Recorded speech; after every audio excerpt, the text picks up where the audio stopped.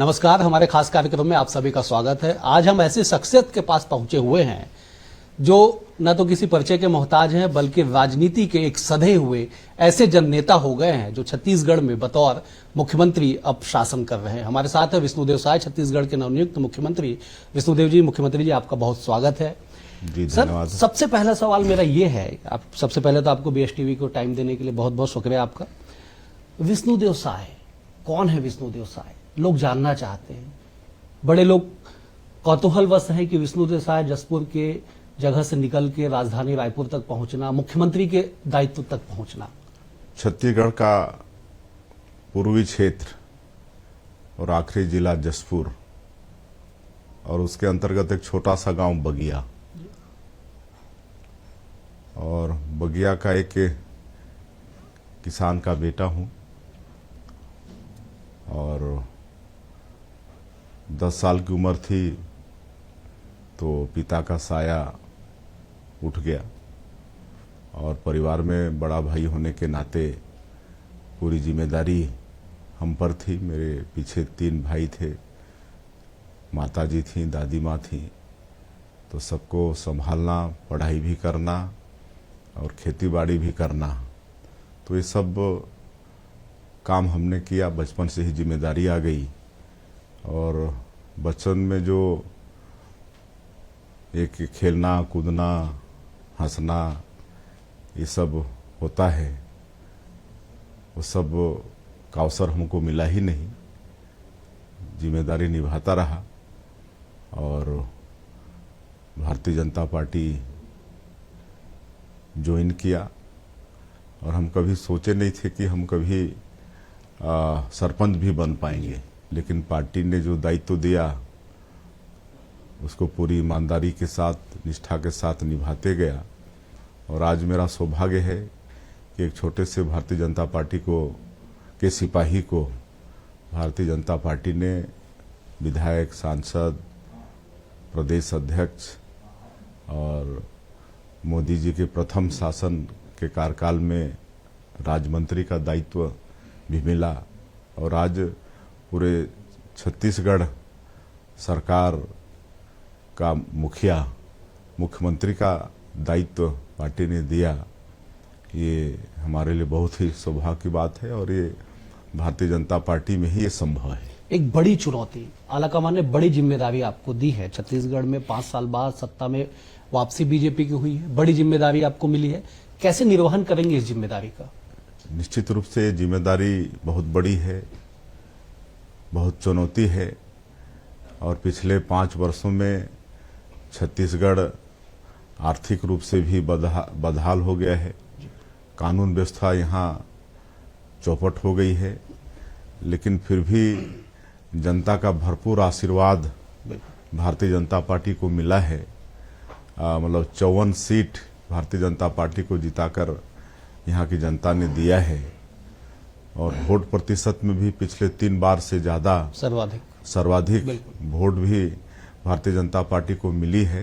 तो एक बड़ा विश्वास जनता का है, लेकिन मुझे पूरा विश्वास है कि हमारे देश के यशस्वी प्रधानमंत्री श्री नरेंद्र मोदी जी, जो सबका साथ, सबका विकास और सबका विश्वास को मूल मंत्र मानते हुए काम कर रहे हैं और आज छत्तीसगढ़ ही नहीं पूरे देश की जनता का विश्वास उनके ऊपर है, भारतीय जनता पार्टी के ऊपर है। तो मुख्यमंत्री के नाते उनका आशीर्वाद मिलेगा।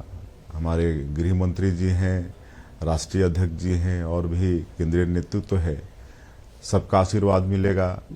यहाँ जनता जनार्दन का आशीर्वाद मिलेगा। तो मुझे पूरा विश्वास है कि ये जो चुनौती भरा ये दायित्व है और जो जनता का जो विश्वास है उसमें खरा उतरने का, दायित्व को ठीक से निभाने का पूरा हम प्रयास करेंगे और उसमें सफल भी होंगे, ऐसा मुझे लगता है। मोदी का गारंटी पत्र, 20 बिंदुओं का गारंटी पत्र आप लोग चुनाव से पहले लेके आए। देश के गृह मंत्री अमित शाह राजधानी रायपुर आए, उन्होंने उसे घोषित किया। कितनी चुनौती आप मानते हैं? इसलिए मैं चुनौती का सवाल पूछ रहा हूं क्योंकि 5 साल तक आप लोग राज्य के आर्थिक व्यवस्थाओं पे सवाल उठाते रहे राजनीतिक तौर। अब आप मुख्यमंत्री हैं, तमाम चीजों को बेहतर से समझ रहे हैं।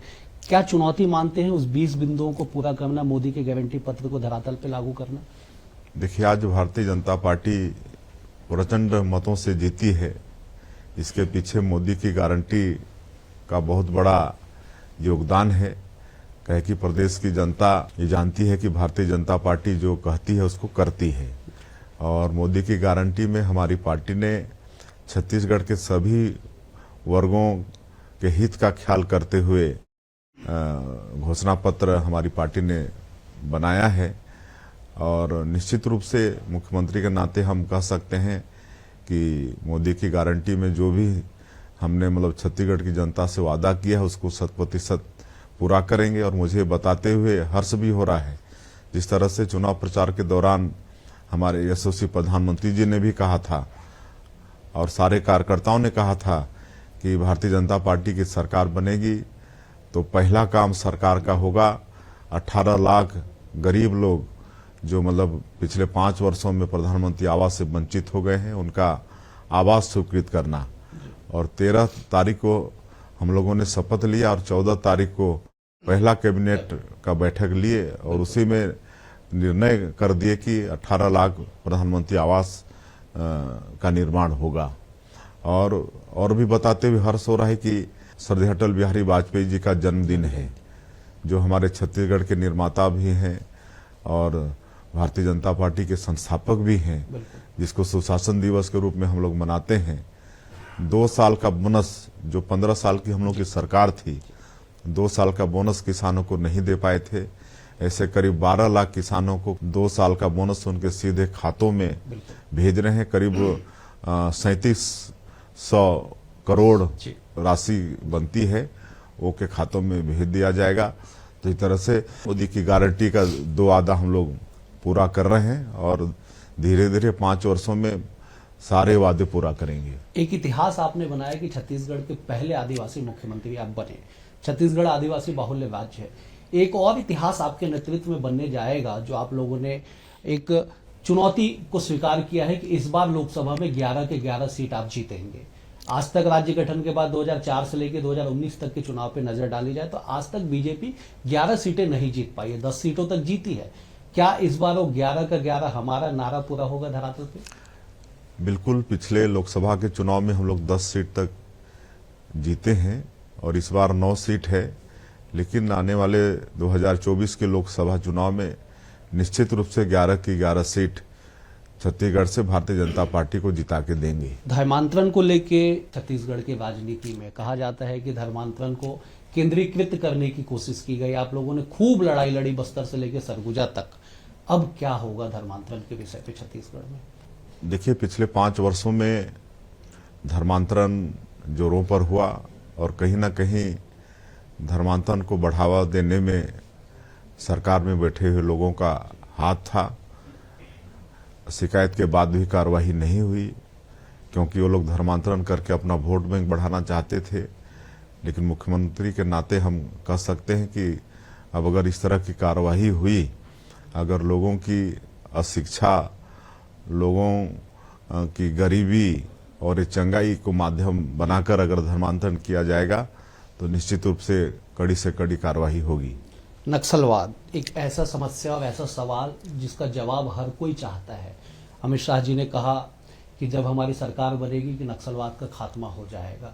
कितना आगे आप बढ़े हैं और क्या छत्तीसगढ़ की जनता को आप विश्वास दिलाना चाहते हैं नक्सलवाद की इस गंभीर समस्या को लेकर? देखिए, डबल इंजन की सरकार है, निश्चित रूप से इसका लाभ नक्सलवाद से लड़ने के लिए हम लोगों को मिलेगा और मजबूती के साथ नक्सलवाद से लड़ाई लड़ेंगे।